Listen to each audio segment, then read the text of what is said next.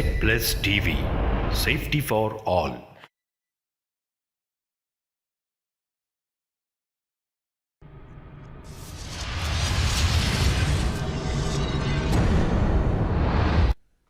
السلام علیکم ورحمۃ اللہ وبرکاتہ۔ محترم ناظرین، میں آپ کا استقبال کرتا ہوں ہمارے خصوصی پروگرام حالات حاضرہ پر ایک نظر۔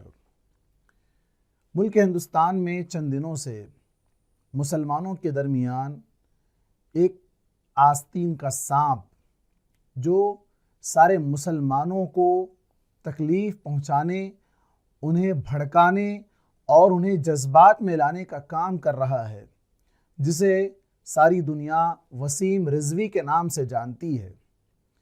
یہ شیطان شخص ہے جو اللہ کے کلام کے ساتھ اعتراض کر رہا ہے۔ اللہ کے کلام پر اعتراض انسان نہیں کر سکتا ہے، وہ شیطان ہی کر سکتا ہے۔ اللہ کا کلام جسے اللہ تبارک و تعالیٰ نے جس کی حفاظت کی ذمہ داری خود لے رکھی ہے، اللہ نے فرمایا اِنَّا نَحْنُ نَزَّلْنَا الذِّكْرَ وَإِنَّا لَهُ لَحَافِظُونَ کہ یہ قرآن ہم نے ہی نازل کیا اور ہم ہی اس کی حفاظت کرنے والے ہیں۔ یہی وہ قرآن مجید ہے جس کے بارے میں اللہ تبارک و تعالیٰ نے فرمایا لَا يَأْتِيهِ الْبَاطِلُ مِن بَيْنِ يَدَيْهِ وَلَا مِن خَلْفِهِ، باطل اس کے نہ آگے سے آ سکتا ہے نہ پیچھے سے آ سکتا ہے۔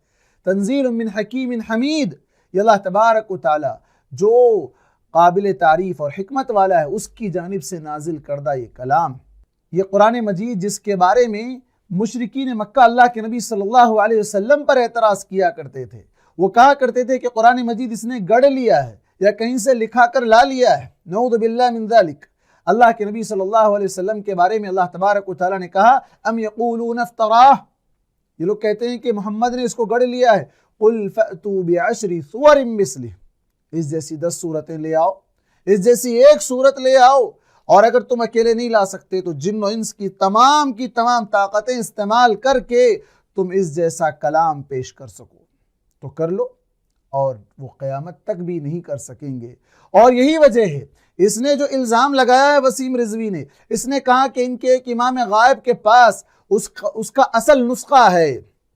اس کا اصل نسخہ وہ امام غائب جب ظہور پذیر ہوں گے، جب دنیا میں آئیں گے تو وہ نسخہ لے آئیں گے جس میں مزید 10 پارے اور ایکسٹرا ہیں، اور قیامت تک بھی وہ نہیں لا سکیں گے اس جیسا کلام، اس جیسی ایک آیت بھی وہ پیش نہیں کر سکیں گے۔ محترم ناظرین، قرآن مجید ہدایت کی کتاب ہے۔ اللہ نے کہا ھدی للناس، لوگوں کے لیے اس میں گائیڈنس ہے، لوگوں کے لیے اس میں رحمت ہے، زندگی گزارنے کے طور طریقے بتلائے گئے ہیں۔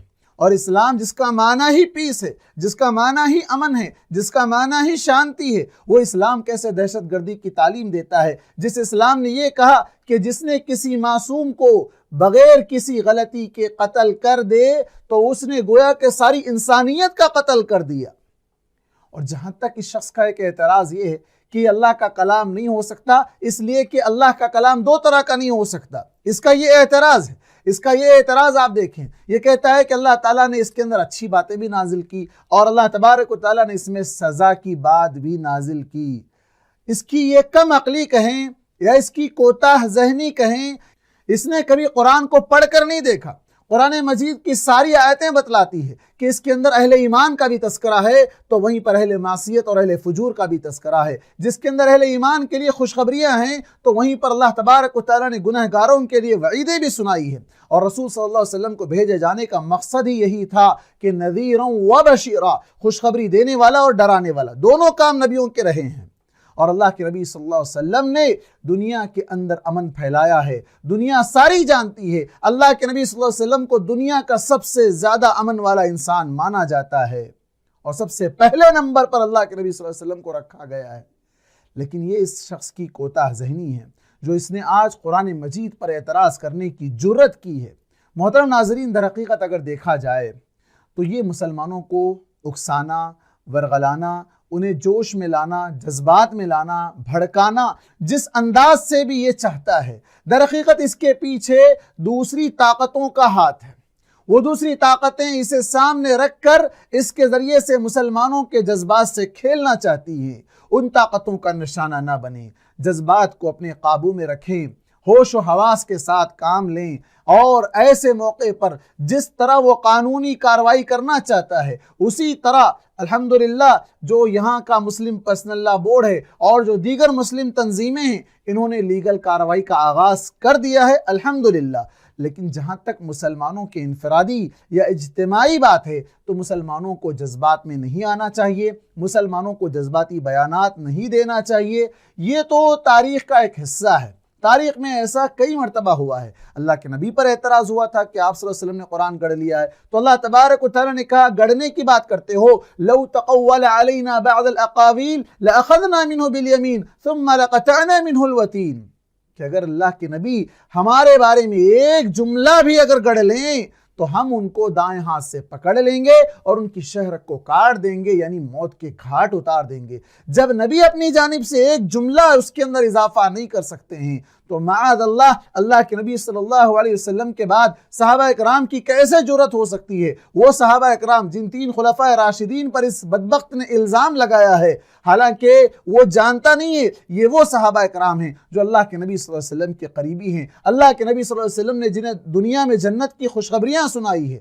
لیکن یہ افسوس کی بات یہ ہے کہ اس شخص کا ایمان ہی یہ ہے کہ ان صحابہ کرام پر لعن تان بھیجی جائے تو ہی اس کا ایمان مکمل ہوتا ہے۔ نعوذ باللہ من ذالک، وہ لعنت کے مستحق نہیں، یہ خود لعنت کا مستحق ہے۔ اس پر اللہ کی لعنت ہوگی، فرشتوں کی لعنت ہوگی، تمام انسانیت کی اس پر لعنت ہوگی۔ محترم ناظرین، اس شخص نے جو اعتراضات جتائے ہیں اور بالخصوص قرآن مجید کی تدوین کے بارے میں جو اعتراضات اس نے جتائے ہیں، یہ افسوس کی بات یہ ہے کہ ہم میں سے مسلمان خود نہیں جانتے ہیں قرآن مجید کی تدوین کے مراحل کیا ہیں۔ اللہ کے نبی صلی اللہ علیہ وسلم کے زمانے میں قرآن لکھا گیا تھا، یہ شخص جانتا نہیں ہے، اس نے الزام لگا دیا، یہ شخص جانتا نہیں ہے اللہ کے نبی صلی اللہ علیہ وسلم کے زمانے میں کتاب وحی، کاتب کہتے ہیں لکھنے والے کو، رائٹرز، وحی کو لکھنے والے 23 صحابہ اکرام تھے۔ آپ تاریخ اٹھا کر دیکھیں اور اس نے جس طریقے سے توڑ مروڑ کر پیش کرنے کی کوشش کی ہے باتوں کو اور تاریخ کو بدلنے کی کوشش کی ہے، حقیقت میں یہ غیروں کی طاقت کا یا ان کے ہاتھ کا کھلونا بنا ہوا ہے، جو اپنے عیوب پر پردہ ڈالنے کے لیے، اپنے آپ کو جن کیسوں میں وہ پھنسا ہوا ہے اس سے اپنے آپ کو بچانے کے لیے اس طرح کی وہ نیچی حرکتیں کر رہا ہے، جس سے وہ ساری انسانیت اور سارے فرشتوں اور اللہ تبارک و تعالیٰ کی لعنت کا مستحق قرار پا رہا ہے۔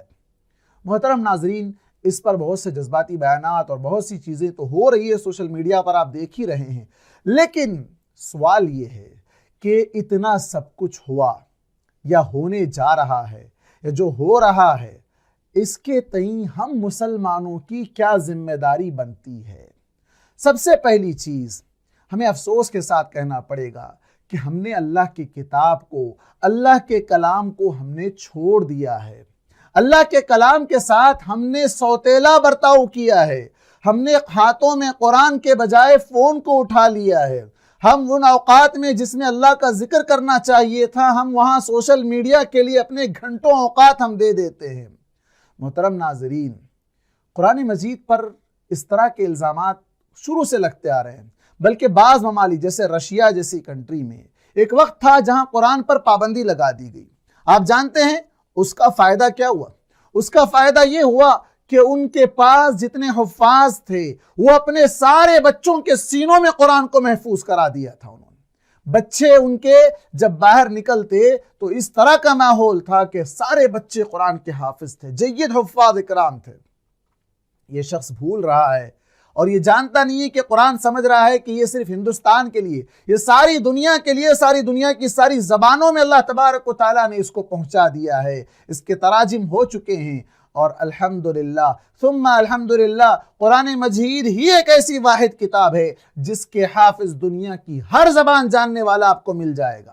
ہر زبان جاننے والا، چھوٹا سے چھوٹا بچہ، معصوم سے معصوم بچہ، بڑے سے بڑا، چاہے وہ کسی بھی عمر کا رہو، اللہ تبارک و تعالیٰ کا وعدہ ہے وَلَقَدْ يَسَّرْنَا الْقُرْآنَ لِلذِّكْرِ فَهَلْ مِن مُدَّكِرٍ کہ اللہ تبارک و تعالیٰ قرآن کو آسان کر دیا ہے، اور اس وعدے کے مطابق دنیا کی یہ ایک ہی کتاب ہے جس کے حفاظ اکرام آپ کو ہر جگہ مل جائیں گے، لیکن اس کے علاوہ کوئی ایک کتاب آپ لا کر پیش کریں جس کے حفاظ آپ کو نہیں مل سکتے ہیں، کوئی حافظ نہیں ملے گا آپ کو۔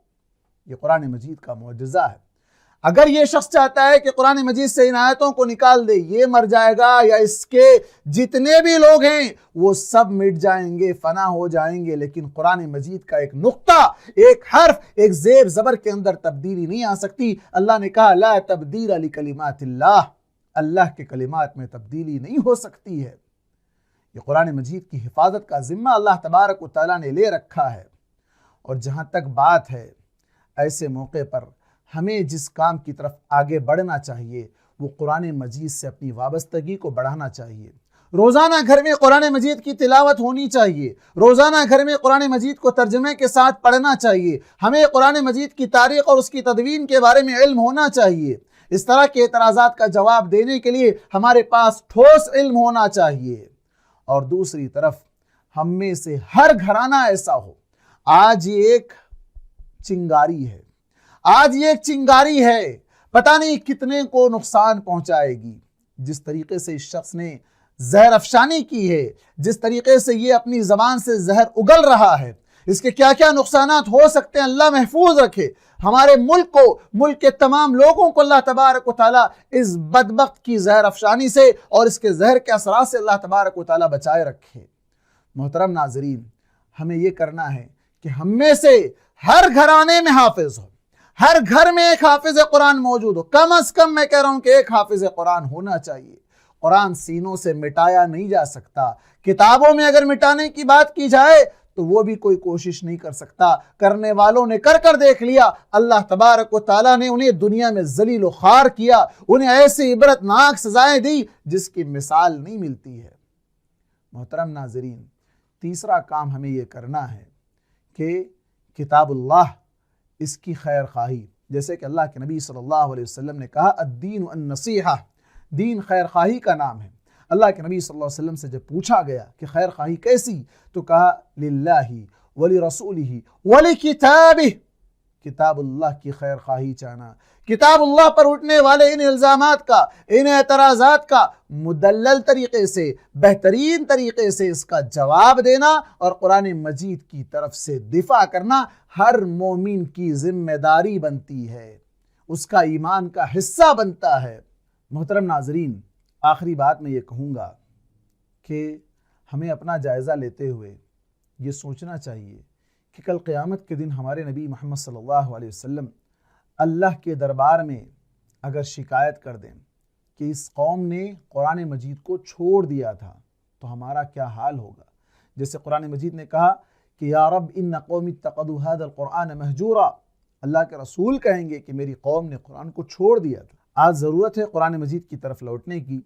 یہ چنگاری یا یہ کہیں کہ یہ مخالف ہوائیں ہمیں آگاہ کرنا چاہتی ہیں، ہمیں بیدار کرنا چاہتی ہیں۔ جیسا کہ کسی نے کہا تھا کہ اسلام کی فطرت میں قدرت نے لچک دی ہے، جتنا ہی اسے کاٹو گے اتنا ہی ہرا ہوگا۔ آج ان اعتراضات سے ہمیں گھبرانے کی ضرورت نہیں ہے، ہمیں مزید اسلام کی تعلیمات کو جاننے اور اس کے مطابق اپنی زندگی کو بنانے کی کوشش کرنی چاہیے، اور ان اعتراضات کا جواب دینے کے لیے ہمیں ضرورت ہے کہ قرآن مجید کے جتنے علوم ہیں اور بالخصوص تاریخ تدوین، اس کی ہمیں جاننا چاہیے تاکہ ہم ان کا مدلل جواب دے سکیں۔ میں آخر میں اللہ تبارک و تعالیٰ سے دعا کرتا ہوں کہ اللہ تبارک و تعالیٰ اس شخص کو یا تو ہدایت دے یا پھر اس کے زہر اور اس کے اثرات سے اللہ تبارک و تعالیٰ تمام مسلمانوں کو، اسلام کو اور قرآن مجید کو اللہ تعالیٰ محفوظ رکھے۔